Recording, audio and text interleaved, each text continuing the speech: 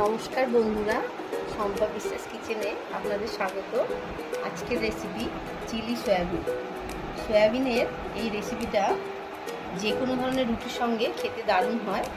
খুব সহজভাবেই বানাবো। তো চলুন তাহলে কীভাবে করেছি দেখে নেওয়া যাক। সবার প্রথম আমি এখানে একটু জলটাকে খুব ভালোভাবে গরম করে নিয়েছি। নিয়ে সয়াবিনটাকে আধ ঘন্টা একটু ভিজিয়ে রাখবো। সোয়াবিনটা ভালো ভিজলে তবে কিন্তু খেতে ভালো হবে। আধ ঘন্টা ভিজিয়ে রাখার পরে সোয়াবিনটাকে ভালোভাবে জলটাকে ঝারিয়ে নিতে হবে।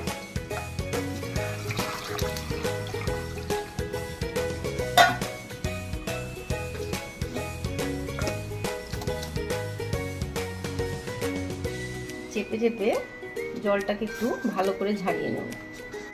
উপর থেকে একটু ঠান্ডা জল দিয়ে দিচ্ছি, দিয়ে হাত দিয়ে সয়াবিনগুলোকে একটু ভালো করে চেপে চেপে নেব। চিলি সয়াবিন বানাতে গেলে সয়াবিনের জলটাকে না ঝাড়ালে কিন্তু ভালো হবে না। কড়াতে প্রথমে সাদা তেল দিয়ে দিলাম। তেলটা ভালো গরম হয়ে গেলে কড়ার গায়ে একটু দিয়ে নিতে হবে। দিয়ে সেদ্ধ করা সয়াবিনটা দিয়ে দিলাম।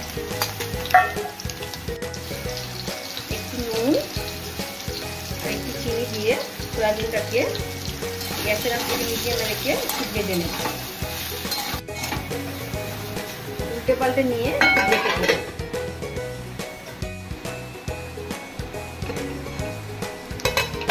ঢেকে দেওয়ার পরে 4 থেকে 5 মিনিট হয়েছে।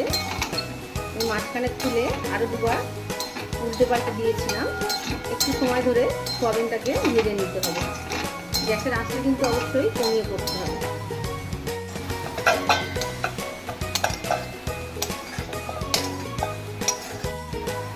কড়ার মধ্যে আবার একটু সাদা তেল দিয়ে দিলাম। ফোড়নে একটা তেজপাতা, শুকনো লঙ্কা আর একটু গোটা গরম মশলা দিয়ে দেব।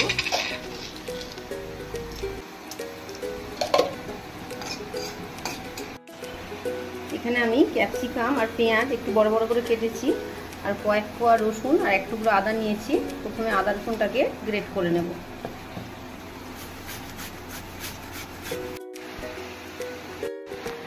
ফোড়নে ভালো গন্ধ বেরোলে গ্রেট করা আদা রসুনটা দিয়ে দেবো। দিয়ে একটু ভালো করে ভেজে নিতে হবে যাতে একদম কাঁচা গন্ধ চলে যায়।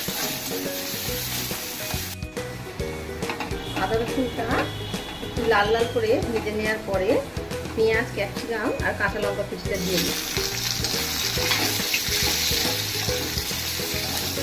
দিয়ে আবার একটু ভেজে নেব। পেঁয়াজ আর ক্যাপসিকামটা ভাজার সময় একটু নুন দিয়ে দেবো, তাহলে তাড়াতাড়ি নরম হয়ে যাবে।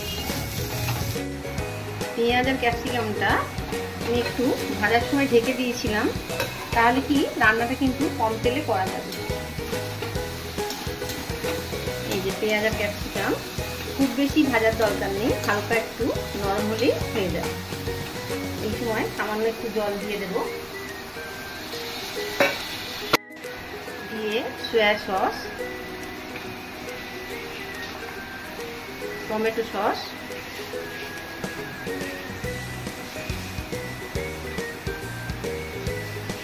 আর একটু রেড চিলি সস দিয়ে দিন। ঝালটা অবশ্যই আপনারা আপনাদের পছন্দ মতন দেবেন। আর রঙের জন্য একটু কাশ্মীরি লঙ্কার গুঁড়ো দিলাম।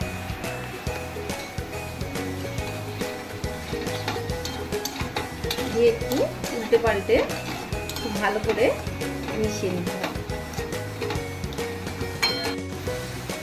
এরপর ভেজে রাখা সয়াবিনগুলো দিয়ে দিলাম।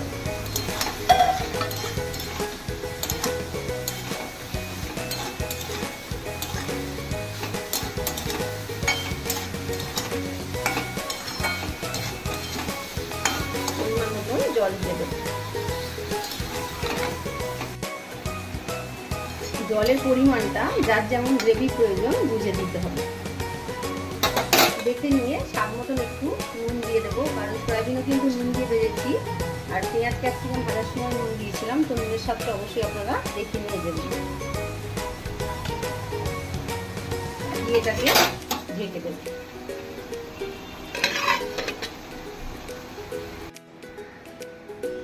কর্নফ্লাওয়ার নিয়ে জলে গুলে নেব।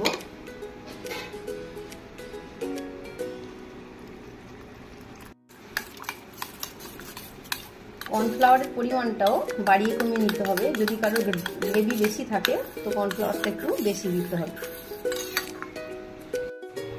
ঢেকে দেওয়ার পরে 4 থেকে 5 মিনিট হয়েছে। প্রথমে গ্যাসের আঁচটাকে জোরে দিয়ে দিয়েছিলাম,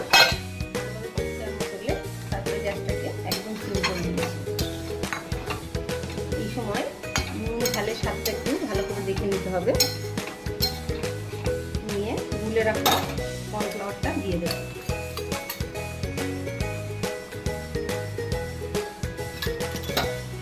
দিয়ে গ্যাসের আঁচ জোরে দিয়ে খুব ভালোভাবে ফুটিয়ে নিতে হবে।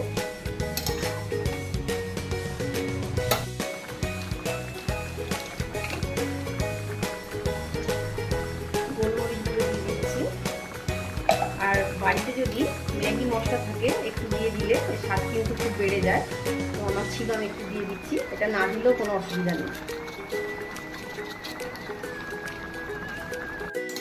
যদি ম্যাগি মশলার ব্যবহার করেন তাহলে কিন্তু নুনের পরিমাণটা একটু কম দেবেন, কারণ ম্যাগি মশলায় কিন্তু একটু নুন দেওয়া থাকে। একদম রেডি। নামানোর আগে ধনেপাতা দিয়ে দেবেন।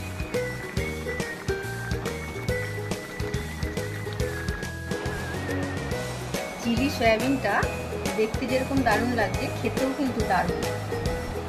অবশ্যই আপনারা বাড়িতে ট্রাই করবেন। আর কেমন লাগলো কমেন্টে জানাবেন। যদি ভিডিওটি ভালো লেগে থাকে লাইক ও শেয়ার করুন। আর এখন আমার চ্যানেলটি যারা সাবস্ক্রাইব করেননি অবশ্যই সাবস্ক্রাইব